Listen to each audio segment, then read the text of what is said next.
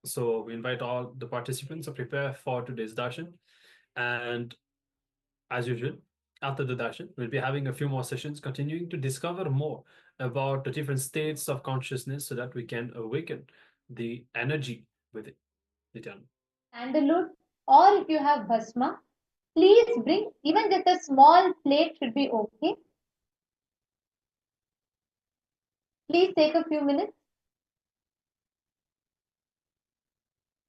Can I request you all to take a moment?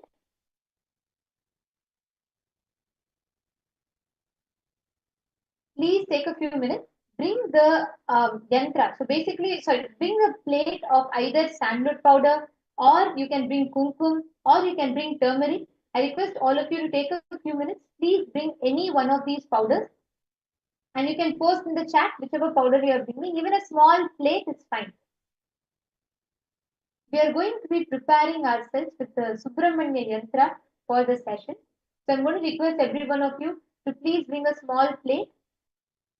Ma Shri Lakshmi Devineni, Ma Nadapriya, Jnaneshwaraya, Patrick Painasaya. Can I request all of you also to please take a few minutes? Bring a plate. See, today we are going to be receiving a special alchemy product.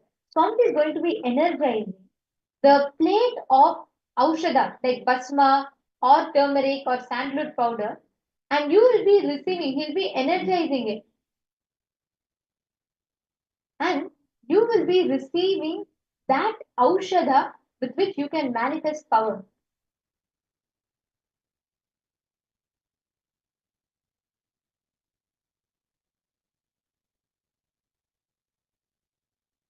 So in just a few more minutes, we're all going to be having the powerful Subramanya Bhava Samadhi Darshan on the auspicious day of Kandashashti celebration. So today's darshan is very, very powerful, and every one of us, all the participants that are here, we're all going to be receiving this darshan and initiation today.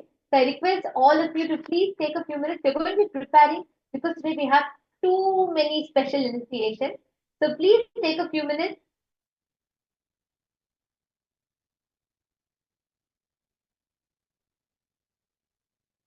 I request you all to post which exact powder you all have gotten.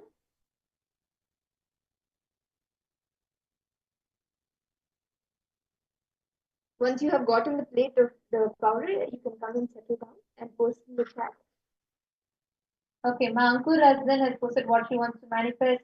Manapurni Ramanathan has posted what she wants to manifest. Sumati Shanmugam has posted all of you. Great. Okay, today's darshan is very, very powerful. Any area of your life where you're looking to manifest victory, today's darshan is designed to give you that victory, because today Subramanya is coming and he will shower you with that auspiciousness. So please bring, it need not be everything, it can be one of these. Either turmeric or basma or kumkum or sandalwood, any of this is fine. Mankurasan is asking sandalwood. It should be powder, ma, because see, the aushada you're going to mix it with water and you're going to apply. So even if you're able to make that aushada like a, that sandalwood like a paste, because you're going to be drawing a yantra on the sandalwood powder. So Mankurasan, even if you have turmeric, you can bring that. That should also be fine. Okay, Mankurasan is supposed to have turmeric. Okay. And I request you all to post which exact item each of you have gathered and kept it ready. Jnaneshwaraya, Ma Nadapriya, Shri Lakshmi Devineni, and Ma Sharmila Rajendran. Can I request all the participants to please post?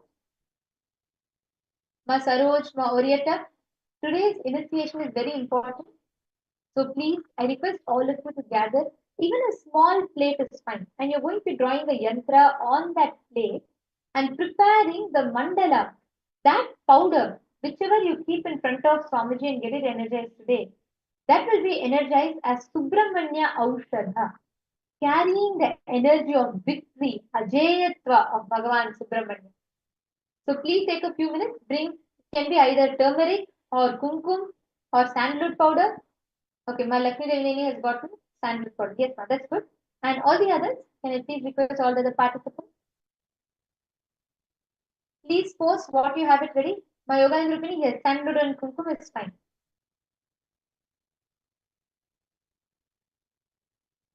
Okay, Mana, yes, is ready. Flatland, Ma is ready.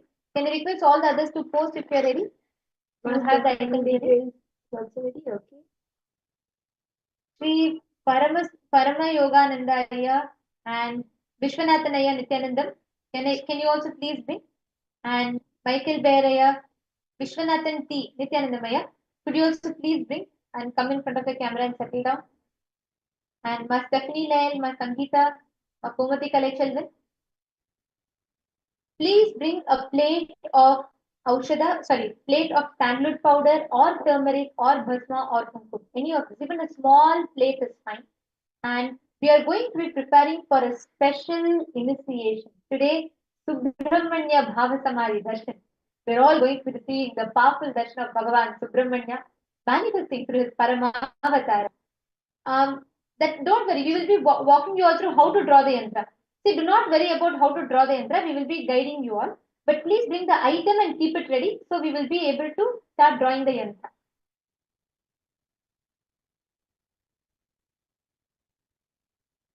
Can I request all the participants to come on the camera and settle down, please?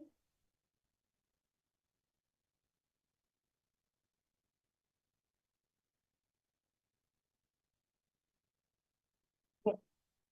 Now, we are going to be playing a video clip where Swamiji himself is doing the Subramanya yantra. The yantras are cosmic geometrical structures. For example, Sri Yantra. Sri Yantra is designed for a specific benefit. It has a certain impact on you because everything in the world, like Swami beautifully explained, in this entire creation, it is all made of Nada, Bindu, and Kala. Visualization, vibration, and frequency.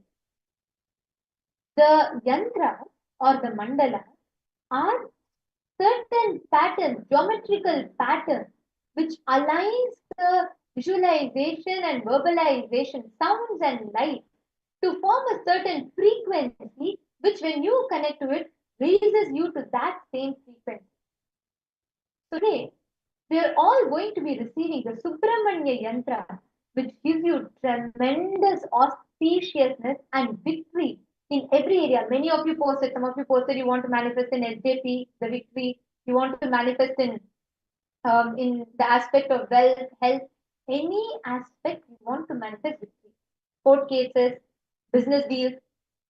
This darshan today is going to be so powerful. If you are struggling, if you feel you have any obstacles, any enmity, like you feel someone is stopping you, something is stopping you, or you feel like you want to really have a divine intervention for something to move in your life.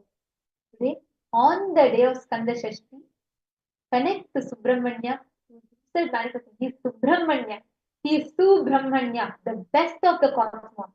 He is Paramashiva's best, and he himself is manifesting in his Nijavatara in his most graceful form as Swami today. So connecting to Subramanya today will bestow you with tremendous victory and auspiciousness. We are going to now be playing the video clip where Swamiji himself is drawing and explaining about Subramanya Yantra, and we request all the participants, you can take a stick, you can take any stick or some thin long metal object through which you are going to be following along as Swamiji himself is drawing the Subramanya Yantra, and we request all of you to please draw the yantra along and prepare yourself. We're going to be playing that video clip now. Let us all enter to it.